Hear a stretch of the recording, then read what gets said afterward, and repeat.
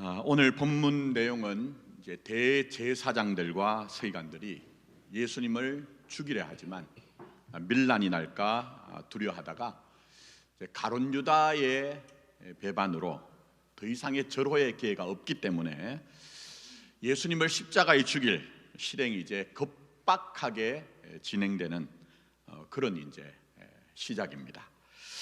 오늘 본문 시점으로 보면 내일 모레면 예수님이 십자가에서 죽으십니다. 자, 그런데 예수님의 십자가 죽음을 중심으로 다양한 반응들이 있어요. 아주 다양한 반응들. 근데 그런 모든 일련의 과정들을 보면 마치 시금석처럼 리트머스 시험지 있죠?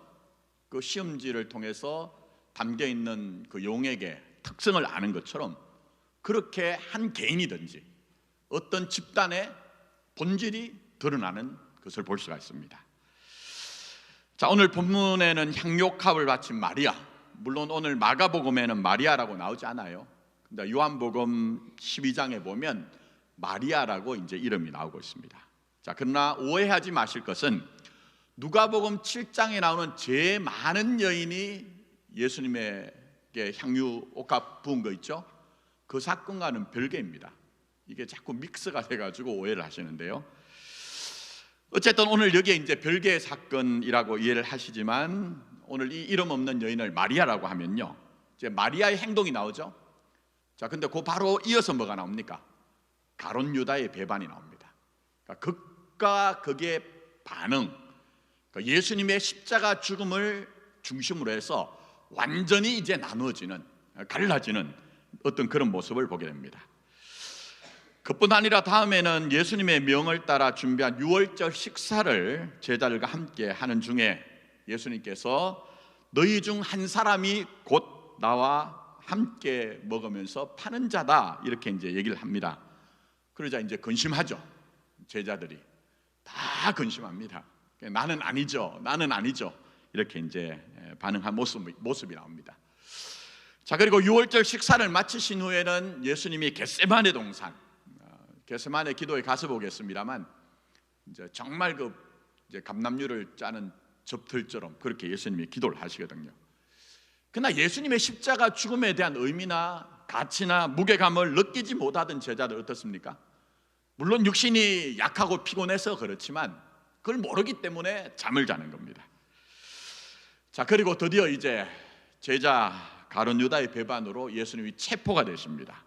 그리고 체포되신 예수님은 산헤드린 공회, 당시 유대 종교 지도자들의 어떤 모습들이 나타나고요, 또 이어서는 그동안 예수님을 랍비다, 선지자라, 메시아라고 인정하면서 쫓아다녔던 그 구름대같이 쫓아다니며 환호하던 군중들의 반응이 나타납니다.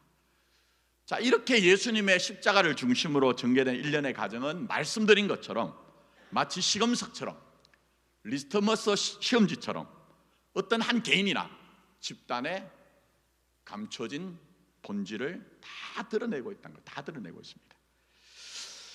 자, 오늘 본문 읽은 마리아의 행동은 우리가 잘 아는 장면이에요.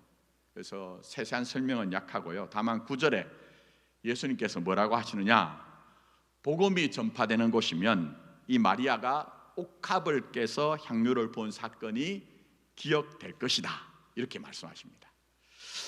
자, 근데 마리아가 깨트린 옥합, 향유값이 비용이 어느 정도 되죠? 300데나리온 이상이라고 얘기를 합니다. 여러분 많이 들으셨을 거예요.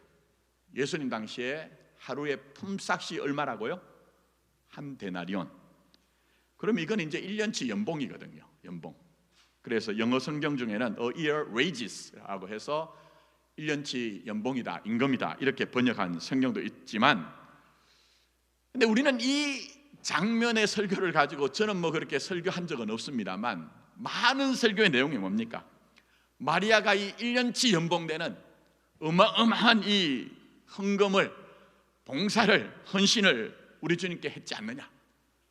그리고 주님께서는 그 모든 헌신을 받으셨기 때문에 땅끝까지 복음이 전파되는 곳에는 이 여인의 행위가 기억되리라고 하셨는데, 우리도 이 여인처럼 헌금합시다, 봉사합시다, 헌신합시다 하는 쪽으로 가는 경우가 많았단 말입니다. 완벽하게 틀렸다고 하면 안 되고요. 그러나 그런 빠른 이해는요, 사실은 완벽하게 틀렸다고는 하기는 어렵죠. 왜곡된 얘기입니다. 본문에는 그런 내용이 없기 때문에 그렇습니다. 만약 우리가 300데나리온이나 더하는 1년치 연봉을 바쳐야 된다고 하면요, 누구나 다 그렇게 할 수 없습니다. 진리는 보편성이 있습니다. 진리는 믿고 누구나 다 따라야 됩니다. 그러나 할 수 있는 사람만이 할 수 있으면 그건 진리가 되지 않는 거예요. 1년치 연봉을 헌금을 내야 된다고 하면 그게 쉽겠느냐는 것입니다. 그래서 여러분이 마태복음, 마가복음, 요한복음을 비교해서 보면 그것이 아니기 때문에 예수님께서 이 사건에 너희도 이 여인처럼 300데나리온이나 더하는 그런 헌금을 해야 된다, 헌신을 해야 된다고 우리에게 밀어붙이지 않는다는 거예요. 절대 그렇게 말씀하시지 않는다는 겁니다. 자, 그럼 오늘 이 본문의 사건이 성경으로 우리에게 주어진 의도가 뭡니까? 그걸 우리가 이해하기 위해서는요, 주목해야 되는, 정작 주목해야 되는 말씀은 다른 데 있습니다. 자, 8절 말씀 보십시오. 예수님 말씀입니다. 그는 힘을 다하여 내 몸에 향유를 부어 뭘 준비했다고 하죠? 내 장례를 미리 준비하였느니라 고 말씀하십니다. 그러니까 마리아의 이 300데나리온이나 더하는 향유 옥합을 깨뜨린 것은 예수님의 죽으심에 대한 준비라는 거예요. 이걸 좀 결론적으로 적용을 하자면 우리의 신앙은 궁극적으로 십자가에 죽으신 예수님께 마음을 두는 거라는 거예요. 300데나리온이나 더하는 그런 어마어마한 헌금을 했다, 봉사를 했다, 헌신을 했다, 그쪽으로 가는 것이 아니라 이 여인이 내 장례를 준비한 것이라고 주님께서 말씀하신 것을 통해 우리의 신앙의 궁극적인 모든 것들은 십자가에 예수님께 마음을 두는 것, 그리고 그 마음을 예수님이 받으셨잖아요. 그러니 우리 신앙은요, 예수님께 마음을 둬야 되거든요. 예수님께 마음을. 그게 오늘 결론입니다. 그거 절대 여러분이 놓치시면 안 됩니다. 여러분이 예수님께 마음 두는 것 그 자체가 소중합니다. 뭐가 더 소중합니까, 여러분? 그게 가장 기본이죠. 가장 기본적인 겁니다. 그렇지 않을 때 있을 수 있는 현실을 성경이 지금 적나라하게 드러냅니다. 그게 바로 마리아와 대조되는 이어 등장하는 가룟유다죠. 그리고 남자 제자들 중에 베드로 같은 경우에는 다 버릴지라도 나는 그리하지 아니하겠다고 얘기를 했습니다. 강하게 학언했죠. 그러나 예수님의 십자가 앞에서는 무력하여 부인하고 도망했습니다. 자, 그러면 이 향유 옥합을 깨뜨린 여인과 가룟유다나 남자 제자들의 모습을 비교해보면 뭐가 있습니까? 그들은 마음 중심에 예수님이 있지 않았다는 겁니다. 이 여인은 그 마음을 주님께 두고 그 마음 중심이 예수님께 있었지만 그 가룟유다나 다른 남자 제자는 그 마음의 중심에 예수님이 있지 않았다는 것을 우리에게 반증을 하고 있는 겁니다. 물론 여기서 가룟유다와 베드로는 좀 결이 다르죠. 결은 다릅니다. 그래서 알 수 있는 것이 요한복음 21장이죠. 다시 디베라 바다로 돌아가죠. 물고기를 잡으러 가자. 베드로를 비롯해서 총 7명이. 그러나 예수님은 택한 자기 백성을 양보하지 않습니다. 포기하지 않습니다. 그건 우리도 마찬가지이기 때문에 로마서 8장에 뭐라고 합니까? 사도 바울이 사망이나 생명이나 이 세상에서 떠올 수 있는 모든 것들을 다 떠올려 기록하고 난 이후에 그러나 세상에 있는 그런 조건과 환경이 아무리 어떤 것이 있다 할지라도 하나님이 아들을 주신 사랑에서 너희를 끊을 수 없다고 한 거예요. 동일하다는 거예요. 추적하시는 사랑, 포기하지 않는 사랑, 양보하지 않는 사랑이 우리 인생이라고 그렇게 밝히 말씀하고 계시는 것입니다.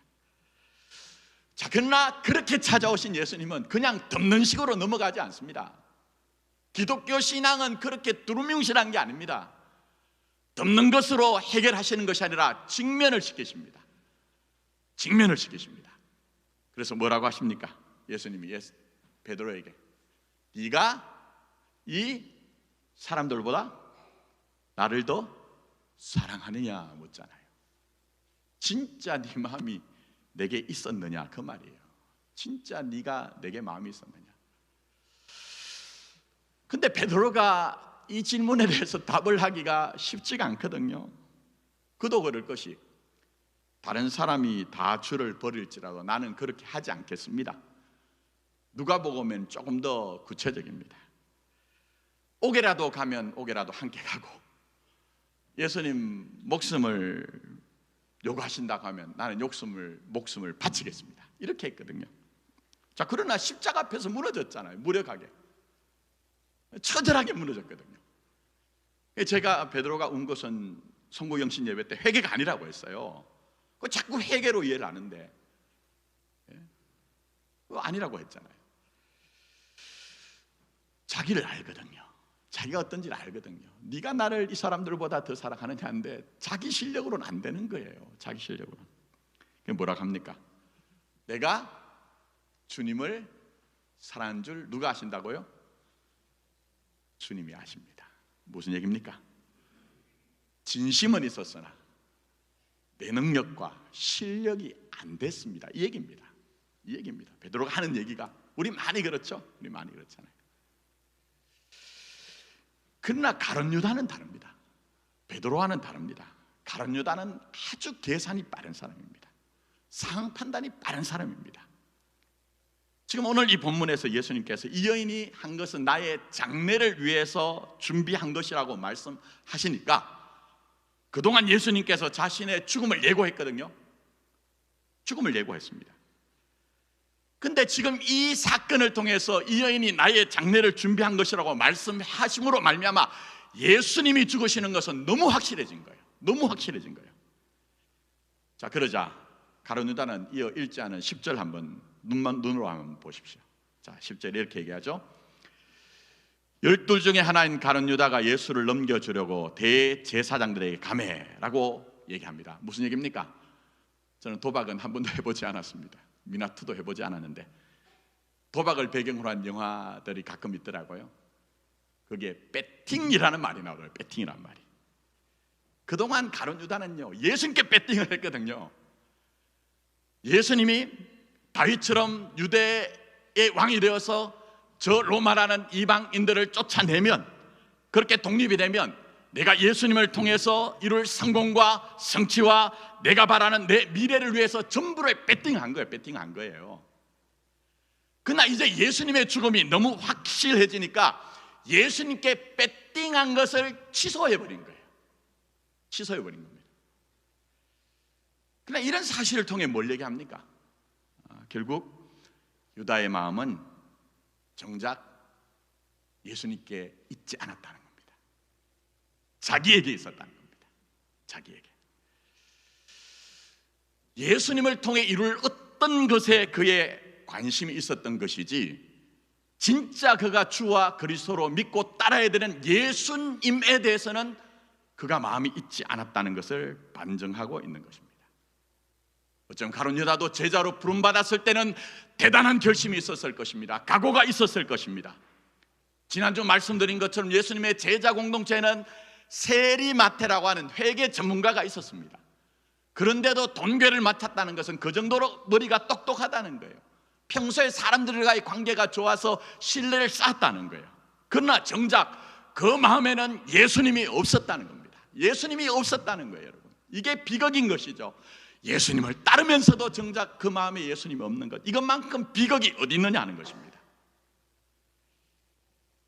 그러나 마리아는 어떤가요? 마리아가 옥합을 깼는데 300데나리온 이상이라고 얘기합니다. 오늘 본문에서는 이 향유를 나더라고 얘기합니다. 유대 땅에서 나는 게 아닙니다. 저쪽 히말라야 쪽에서 나는 것으로, 인도 특산물입니다. 인도 특산물. 아주 비싸죠. 그래서 뭐 연봉 이상, 오늘로 보면 연봉 이상입니다. 그거 쉽지가 않거든요.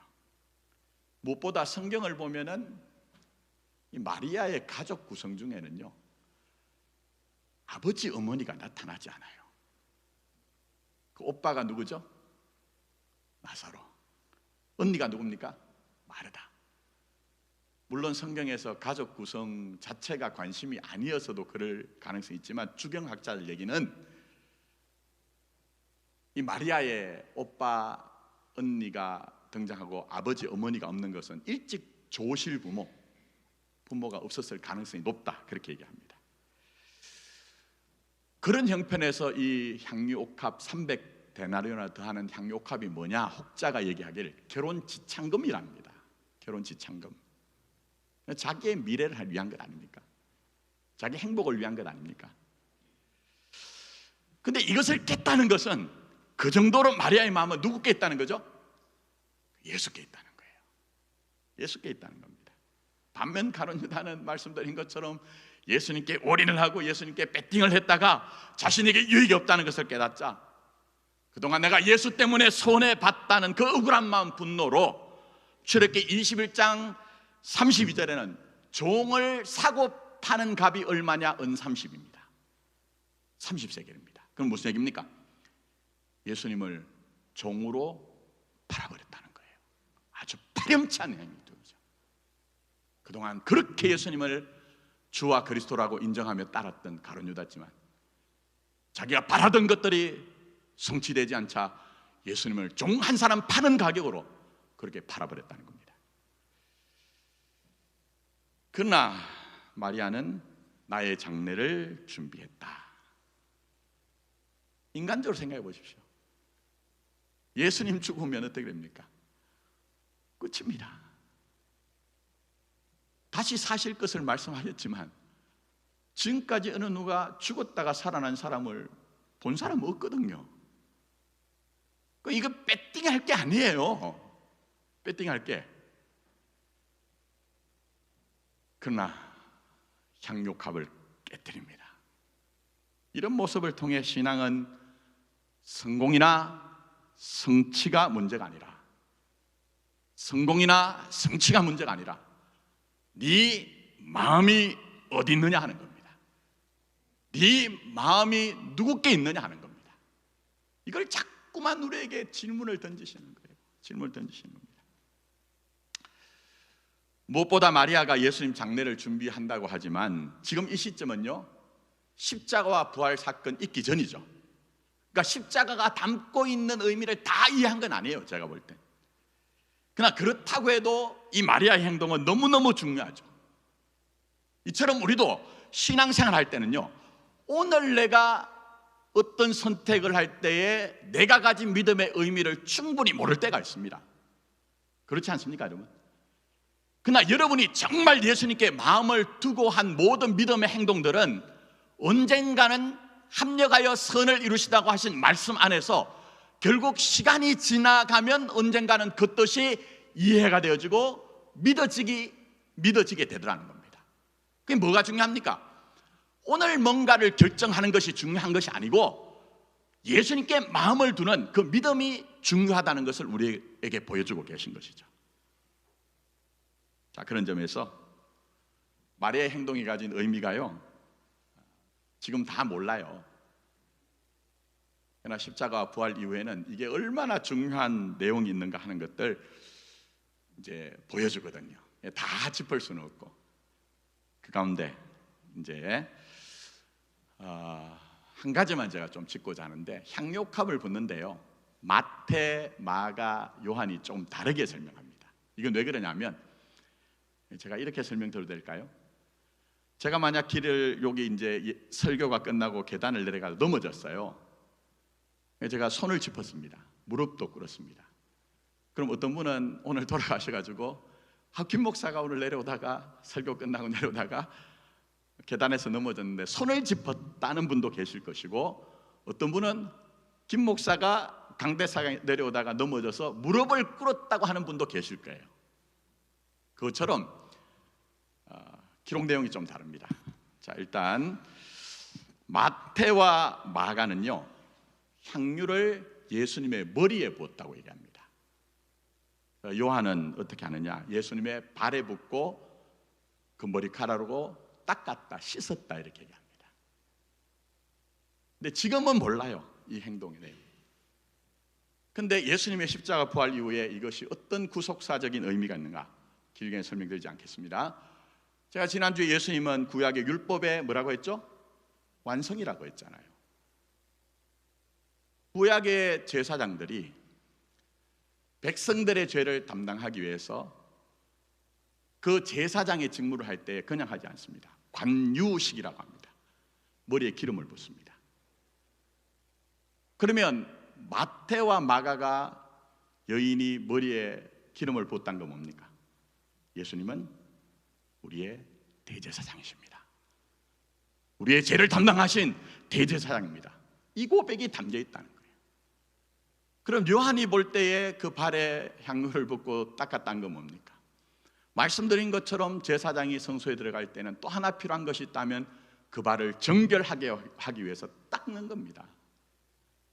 그러니 이 여인이 지금, 이 마리아가 지금은 자기가 향유를 부으면서도 그것이 어떤 의미가 있는지 몰랐지만, 그러나 분명한 것은 시간이 지나고 난 후에 십자가 부활의 사건을 통해서 예수님만이 우리의 죄를 담당하시는 그 하나님의 어린 양일 뿐만 아니라 자기 자신이 하나님의 어린 양으로 우리의 제물이 되셨고 제사장으로서 모든 것들을 감당하셨다는 것을 이 여인이 예수님께 마음을 둔 행위를 통해서 하나님은 그것을 드러내셨다는 겁니다. 그러니 여러분들이 하나님께 마음을 둔 믿음만을 하나님이 받으십니다. 여러분의 그 믿음만이 역사되는 것이지 명분이나 업적이나 여러분 자신을 확인하기 위한 몸부림이 하나님께 받아들여지는 것은 아니라는 것입니다. 그런 점에서 우리가 모여 예배드릴 때마다, 함께 교제하고 봉사할 때마다 우리는 우리의 마음을 주님께 두는 것을 배워가야 됩니다. 교회 안에서, 예배당 안에서만 얘기하는 게 아닙니다. 여러분의 일상에서도, 삶의 현실에서도. 물론 여기서 아셔야 되는 것은, 그러면 마리아가 향료값 부은 것은 소 뒷발 잡는 것처럼 우연히 된 것인가? 그런 것은 아닙니다. 저는 그렇게 생각하지 않습니다. 왜 그렇게 생각하느냐? 예수님이 자신의 죽음을 예고하신 것은요, 대부분 극도의 긴장과 갈등이 있을 때 말씀하신 거예요. 위기 상황에서. 만약 예수님께 진짜 마음을 둔 사람이라고 하면요, 예수님이 죽으신다는 얘기가 헛된 소리가 아니란 것을 알고 있었을 거예요. 알고 있었을 겁니다. 그러나 제자들은 몰랐죠. 쫓아다니면서도. 그래서 제가 정작 제자들이 예수님께 마음이 있지 않다고 그렇게 말씀드린 겁니다.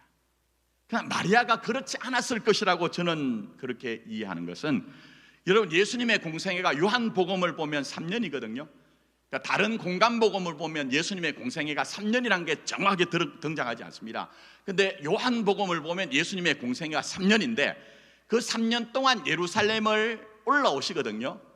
그때마다 예루살렘 근방 베단이란 마을에 그렇게 머무시는데, 대부분의 주경학자들이 생각할 때 그 베다니에 오셨을 때 어디에 머물렀을 것인가 할 때 마리아의 집에 머물렀을 것이라고 그렇게 생각합니다. 자, 근데 여기서 중요한 게 있죠. 여러분, 마리아가 어떤 분입니까? 마리아가. 자, 여기 10개가 있습니다. 물건이 똑같은 물건이 10개가 있습니다. 그럼 샘플이라고 하죠. 표본. 하나를 끄집어내서 이 하나를 알면 나머지 9도 다 똑같은 거죠. 마리아의 행동 하나 보면 알죠. 누가 보면 아시죠? 언니 마르다가 막 화내자요. 왜요? 아이, 바쁜데 제 동생은 왜 예수님의 무릎 앞에 앉아가지고 말씀만 듣고 있습니까? 제 동생을 좀 꾸짖어가지고 일 좀 하게 해주세요 하는 장면 나오죠. 그 하나만 봐도 이 마리아가 평소에 예수님의 대화를, 예수님의 말씀을 얼마나 귀담아 들었을 것인가 우리가 상상할 수 있습니다.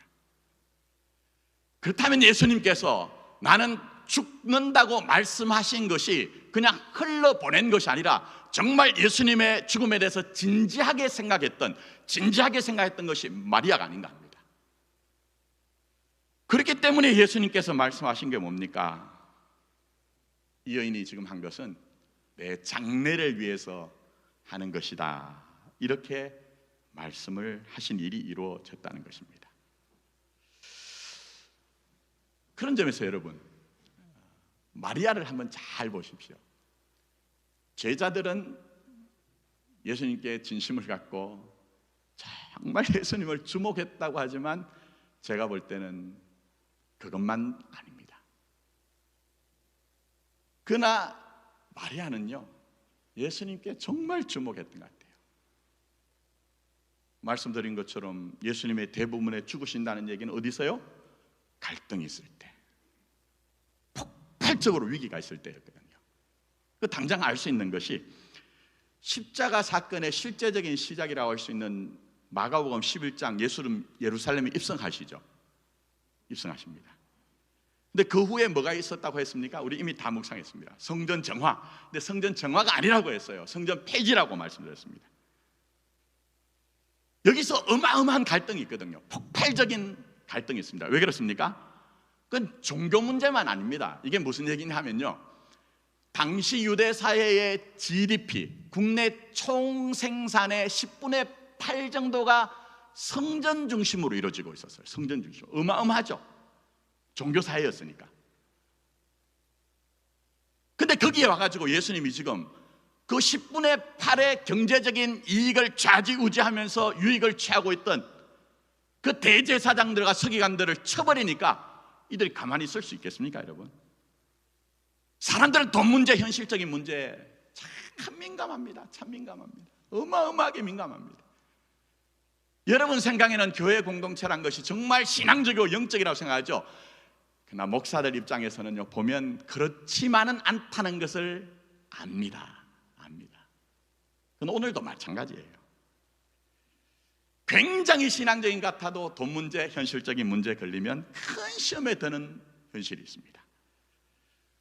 우리가 그런 현실을 지난주 설교처럼 부활하신 첫 열매신 예수님과 건너왔거든요. 지금까지 많은 문제를. 근데 저는 목사 입장에서 아직도 우리가 건너가야 될 것이 있다고 저는 느끼고 있습니다. 그 가운데 하나가 그냥 우리 교회 얘기니까, 우리 가족이니까 이해하고 들으십시오. 우리 교회 쪽에 마치 옆구리에 붙어있는 땅 문제가 우리가 연초에 등장했죠. 전혀 예상도 하지 않게. 근데 그 문제 때문에 뭐 설렁설레 여러 가지 얘기가 있답니다. 사택을 팔아 먹는다. 아니, 제가 아무리 덩치가 크고 식욕이 뛰어나다고 해도 어떻게 그걸 팔아서 먹겠습니까? 또 우리 교회 부지를 사는 것은 우리를 위한 것이 아니라 파는 쪽에 어떤 이익을 위한 꿍꿍이가 있다. 뭐 여러 가지 얘기가 들립니다. 지금까지 제가 한마디도 하지 않았는데 그렇지 않습니다. 정말 제정신이 아닌 목사나 당연을 제외하고 어느 누가 그런 목사 장로가 있겠습니까? 교회를 위한 거죠. 여러분, 10년 세월입니다. 저를 알아달라는 것이 아니라 제가 어떻게 이 교회에 와서 목회 방향을 잡고 있는지 이제 느끼시지 않습니까? 제가 뭘 제 신수에 대해서 요구하던 게 있던가요? 교회 위해서 저도 꿀뚝 같은 마음, 욕심이 있습니다. 그러나 그렇게 하지 않기로 자기 검열하고 자기 십자가 지고 가고자 하는 것이 제 목회 방향입니다. 그러나 여러분이 정말 더 모르는 게 있더라고요. 그게 뭐냐 하면은, 이제 그런 헛소리 좀 하지 마시라고 제가 좀 세게 말씀드립니다. 그게 뭐냐 하면, 우리 교회나 우리 사택은 우리 게 아닙니다. 충격이시죠? 무슨 얘기냐 하면, 대한예수교 장로회 서울노회 유지재단 기본 재산입니다. 우리 게 아니에요, 여러분. 우리 거라고 해도 기본 재산이에요. 그 누가 팔아먹을 수도 없습니다. 설사 팔아먹었다고 해도 그것은 서울노회 유지재단의 기본 재산이기 때문에 판 것은 다시 노회 유지재단에 넣어야 됩니다. 제가 왜 이렇게 세게 말씀드릴까요?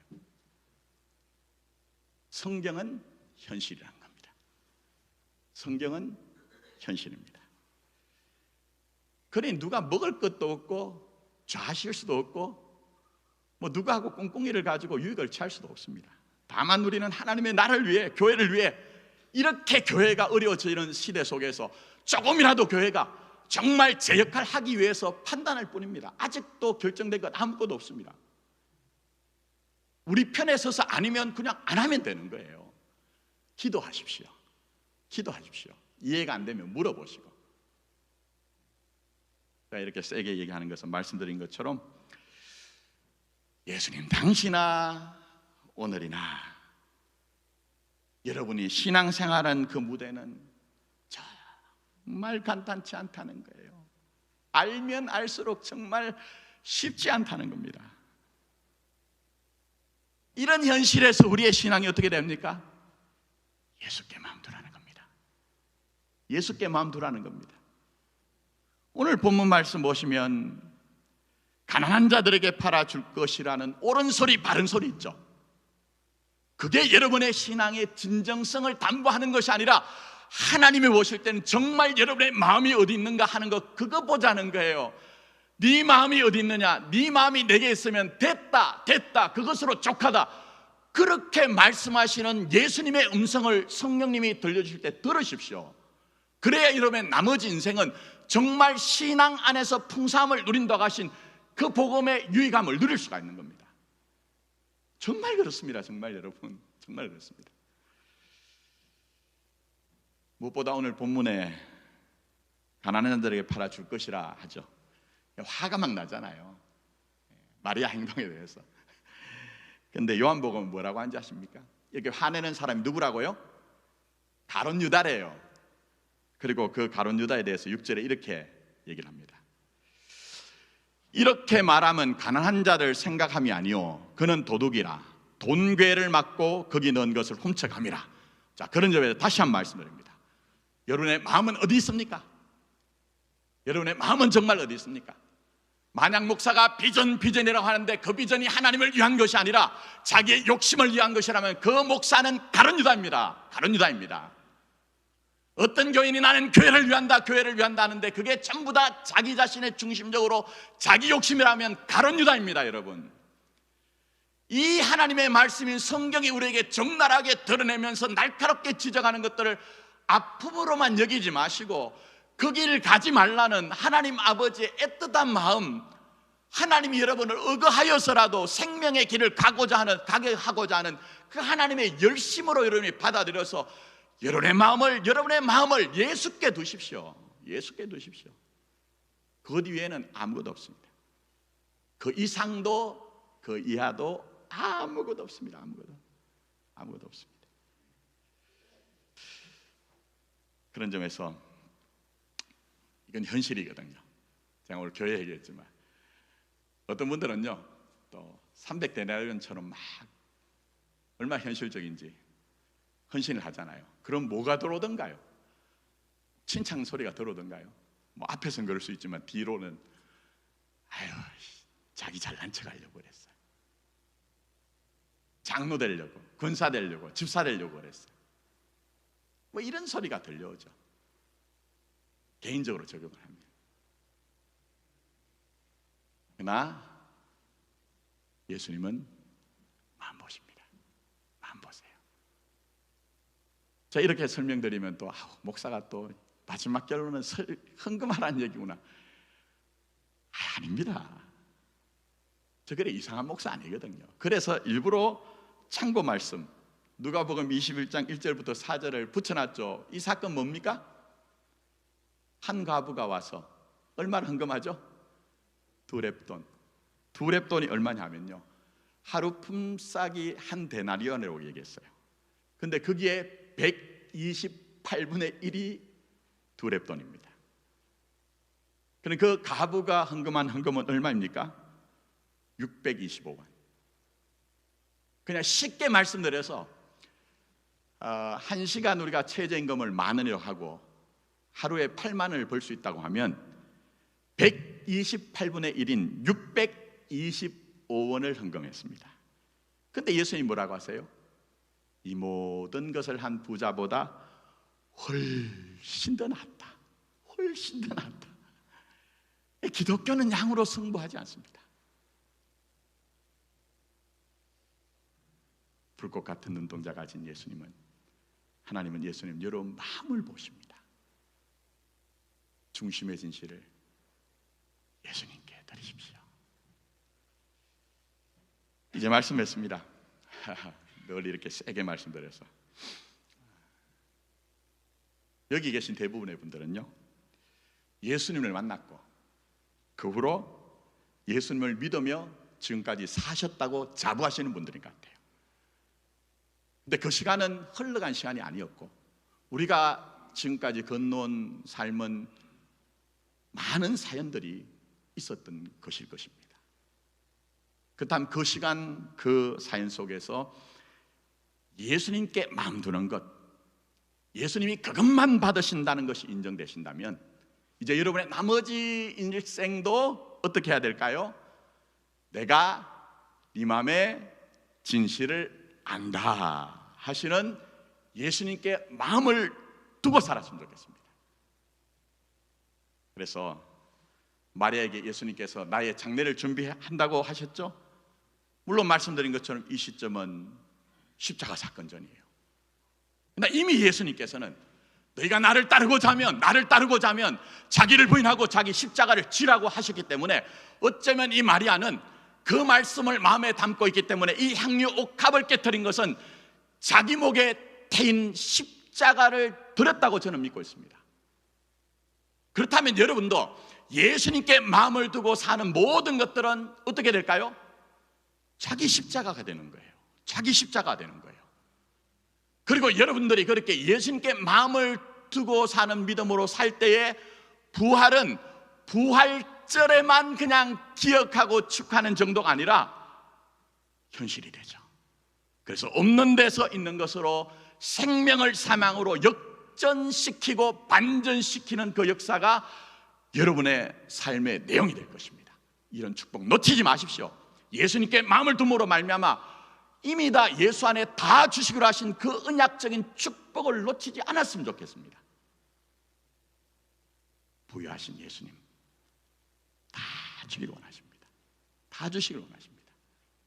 그냥 아무쪼록 예수님께 마음을 두고 살아 여러분의 신앙이 관념이나 허상이 아니라 삶 자체가 되는 축복이 있기를 예수님의 이름으로 축복합니다. 기도하겠습니다.